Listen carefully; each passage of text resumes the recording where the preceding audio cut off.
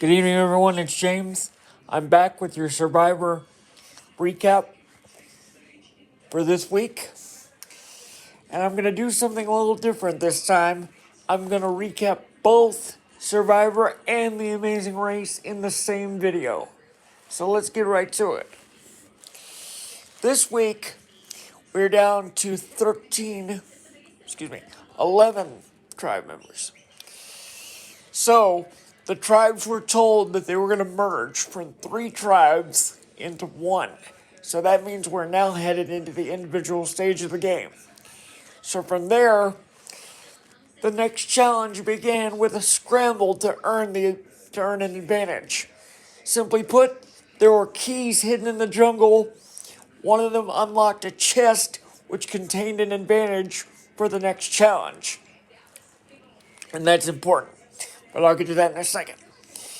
Anyway, after a wild manhunt in the jungle, it ended up that Sage won the advantage by unlocking the chest first. So then we get into a 2-part challenge. Basically, the contestants were divided into teams of 5, and they had to race through an obstacle course. They had to dig up a boulder, race through a series of obstacles, cut a rope, and then make it all the way to the end of the course where there was a wall. They had to climb the wall and solve a puzzle to spell out a phrase.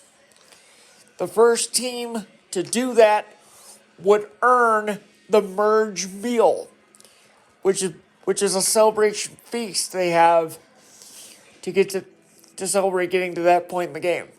But in addition, they would also earn the right to move on to a second challenge where they would compete for individual immunity. And here's where the advantage came into play. By finding the advantage and unlocking the chest, Sage earned the right to skip the first part of the challenge. So therefore, we had 6 people competing for individual immunity. But that was basically all the advantage could do, because she had to earn immunity like everybody else. Now, for the immunity portion of the challenge, the idea was to stand on a beam, and you're holding onto a pole and holding a ball on top. At regular intervals, you move your hands down and you move your feet further down the beam, making it a little more difficult. The last person standing gets immunity. So, after a hard-fought battle, Sophie wins immunity, and therefore the rest of the contestants are vulnerable heading into Tribal Council. But MC and Rizzo both have hidden immunity idols, not to mention that Sage also has the knowledge is power advantage. So, we knew going in that one of them was going to play one of those advantages. So we get to Tribal. MC decides to secure her safety by playing the hidden immunity idol before the vote's even read. So, therefore, she's out. She cannot be voted out no matter what. So, as we get to the vote was split right down the middle. It was 6-4, and Nate was sent packing. So, therefore, we're down to 10 castaways remaining in the battle for $1 million. Now, for Amazing Race, this time we're in Romania, and the teams start off with a terrifying roadblock, having to skydive into the country, literally, from 13,000 feet. Now, from there, they had to make their way on foot to a sheep farm and herd 5 sheep from one pen to another.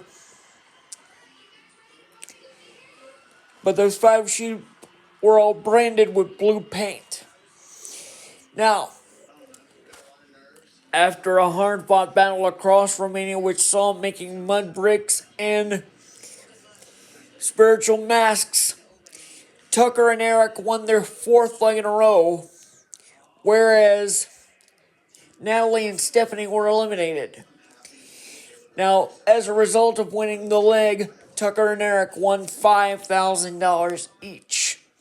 So they are easily becoming the front runners for this season, at least in my estimation. But we'll see what happens. And a reminder, you can catch new episodes of Survivor and Amazing Race every Wednesday on CBS.